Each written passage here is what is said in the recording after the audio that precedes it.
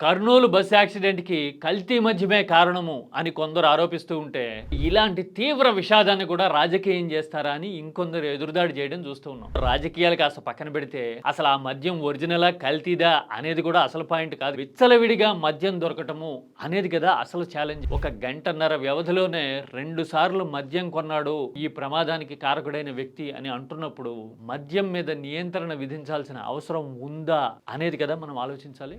ఒకవేళ మద్యం అమ్మకాల మీద నియంత్రణ నుండి ఉదయం 11 నుంచి రాత్రి 7 వరకు 8 వరకు మాత్రమే అమ్మాలి లాంటి రెగ్యులేషన్ పెడితే గనక ఇలాంటి అరాచకాలకి బ్రేక్ పడుతుందేమో. ఎందుకంటే స్టాక్ పెట్టుకుని తాగలిగిన వాళ్ళు ఇంట్లో కూర్చుని తాగే వాళ్ళ వల్ల ఎక్కువ సమస్య ఉండకపోవచ్చు. విచ్చలవిడి అమ్మకాలు జరిగి విచ్చలవిడిగా తాగి రోడ్డు మీద పడే వాళ్ళతోనే కదా సమస్య. ఎప్పుడు న్యూట్రల్ గా ఆలోచించగలిగితే ఇదే కదా నిజం. మరి ఈ లెక్కన మద్యం అమ్మకాల మీద నియంత్రణ ఉండాల్సిన పరిస్థితిని ఈ ఘటన మరోసారి తీవ్రమైన విషాదం సాక్షిగా గుర్తు చేసిందా?